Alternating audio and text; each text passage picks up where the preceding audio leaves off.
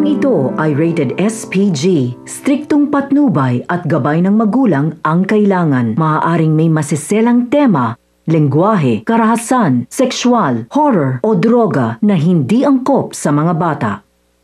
Kinausap ni Boss Divina sina Tanggol. Ipinaliwanag niya kung gaano kadumi ang politika. Ayon kay Boss Divina, marami na raw pamilyang nasisira dahil lang sa pera at kapangyarihan. Samantala naman, habang nag-uusap ang grupo ni Tanggol, may isang kaibigan na nagtanong kung dapat ba raw nilang tanungin si Miguelito kung magkikita sila.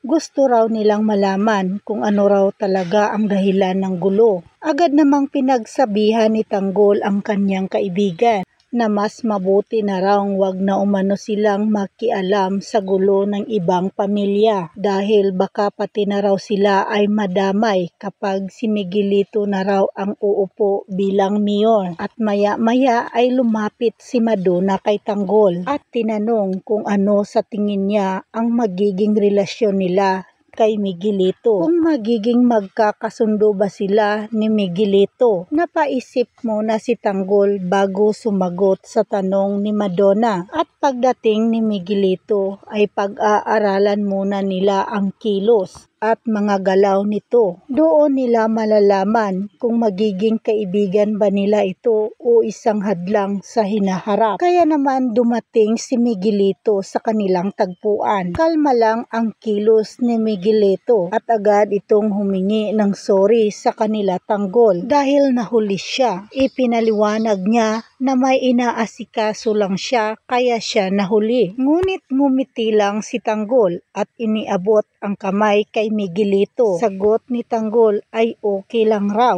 Simple lang ang ipinakitang mga kinikilos ni Tanggol pero maingat sila sa mga susunod na hakbang. Sa kabilang banda naman, pinatawag ni Mayor Roberto ang kanyang pamilya at sinasabing magsisimba sila sa Quiapo. Gusto niyang ipakita sa publiko na buo ang kanilang pamilya bilang suporta sa pagtakbo ni Miguelito. Habang nasa bahay, lumapit si Olivia kay Don Gustavo. Humingi siya ng tawad sa ama dahil sa nagawa niyang gulo. Inamin niyang nasaktan siya dahil hindi siya ang napiling tatakbo bilang mayor. Subalit hindi nagustuhan ni Don Gustavo ang sinabi ni Olivia. Napailing siya at tumaas ang boses. Kinwestiyon umano ni Olivia ang kanyang desisyon. Mataas na boses na sinabi nito sa anak. Subalit hindi na lumaban pa si Olivia. Nagpapakumbaba lang ito at patuloy na humingi ng tawad sa ama. Ayon sa kanya, nauunawaan na raw niya ngayon na si Miguelito ang karapat-dapat na tatakbo bilang mayor. Aabangan na lang po natin ang mga susunod pang mga kaganapan, mga kaibigan.